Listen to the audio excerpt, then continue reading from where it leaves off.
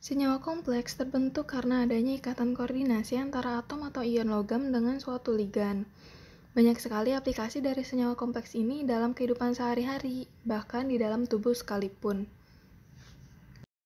Contoh besarnya seperti dalam bidang industri, farmasi, bidang kesehatan, alam, dan di dalam tubuh manusia.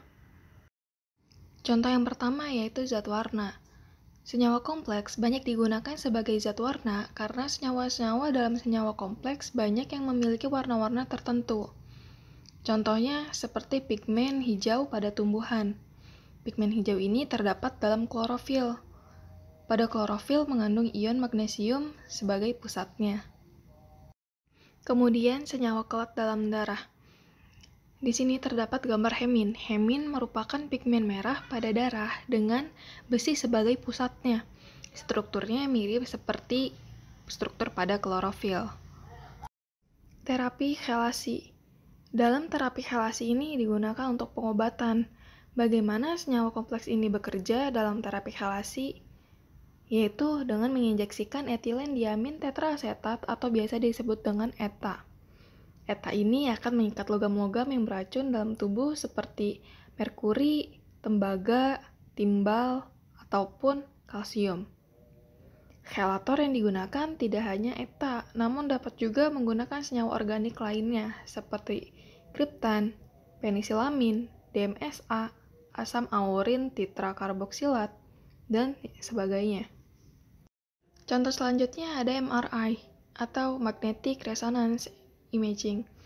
Dalam dunia kedokteran, MRI digunakan untuk mendiagnosis tumor pada bagian tubuh manusia atau otak. MRI akan mengidentifikasi bagian yang terserang tumor dengan menghasilkan bayangan yang berbeda antara bagian yang terserang tumor dengan yang tidak terserang tumor. Untuk memperjelas bayangan ini, maka ditambahkan ion kompleks. Ion kompleks yang biasa digunakan pada MRI yaitu gadolinium.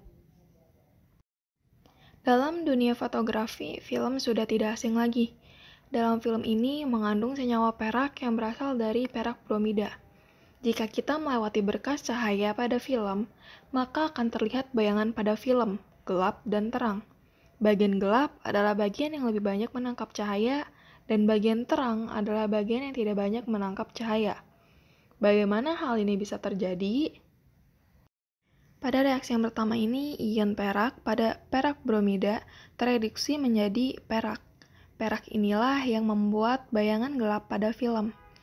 Ada beberapa tahap untuk menyempurnakan film ini untuk memperjelas kemampuan objek, yaitu dengan mencelupkan dalam larutan developer yang mengandung hidroquinon. Hidroquinon akan mereduksi perak lebih banyak dari sebelumnya. Reaksinya sebagai berikut. Kemudian, pada tahap selanjutnya yaitu untuk menghilangkan butiran-butiran perak bromida yang tersisa pada film. Tahap ini disebut fixing. Dengan mencelupkannya pada larutan hypo atau natrium tiosulfat yang akan membentuk ion kompleks di tiosulfatoargentat yang larut dalam air. Berikut reaksinya. Senyawa kompleks dapat mencegah pembentukan kerak. Kerak terbentuk karena air sada atau air yang mengandung ion kalsium dan magnesium.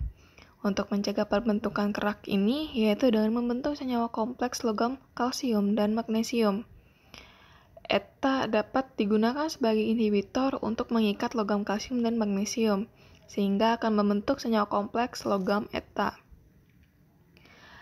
Contoh strukturnya seperti pada gambar. ETA akan mengikat ion kalsium sehingga kerak dapat terangkat. Kemudian kegunaan senyawa kompleks dalam bidang industri. Garam besi yang larut dalam air tidak baik untuk kesehatan.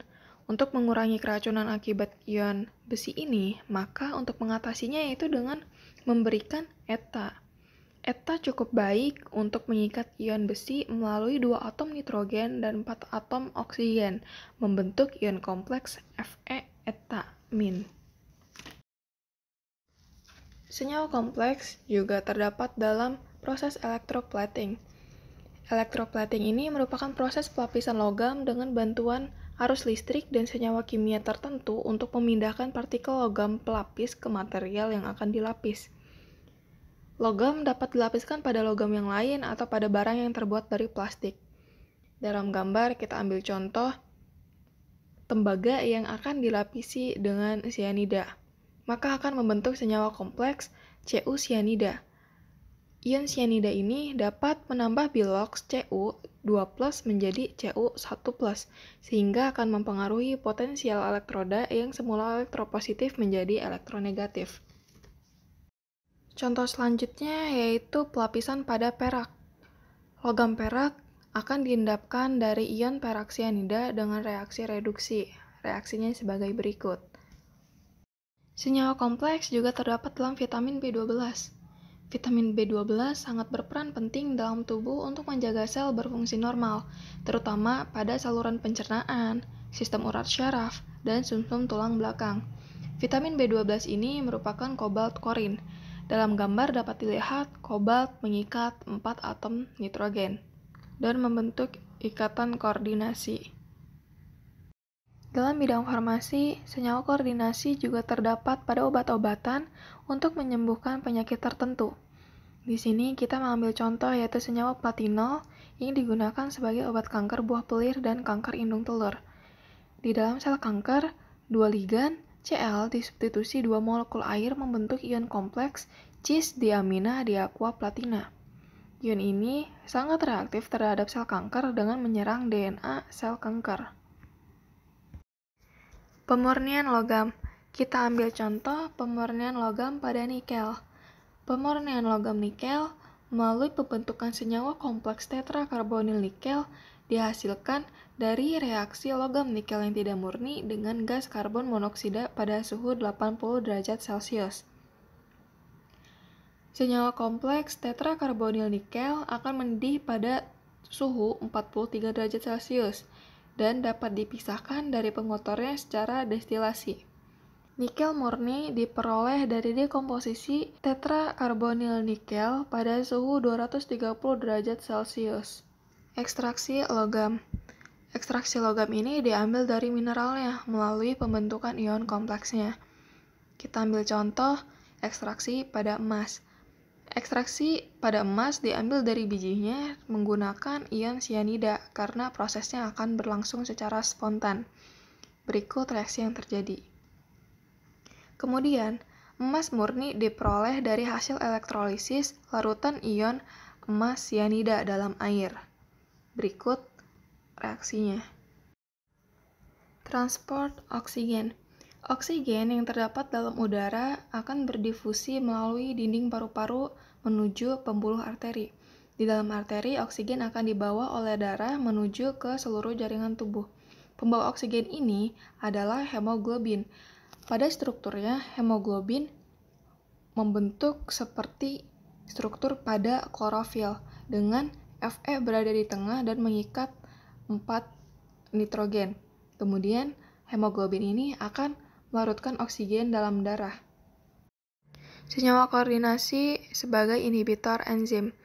Logam flavonoid membentuk senyawa kompleks, menunjukkan adanya koordinasi logam dengan ligan bioaktif seperti katekin untuk meningkatkan bioaktivitas senyawa tersebut. Dalam gambar dicontohkan Cu2 katekin. Cu mengikat 4 atom oksigen membentuk senyawa koordinasi.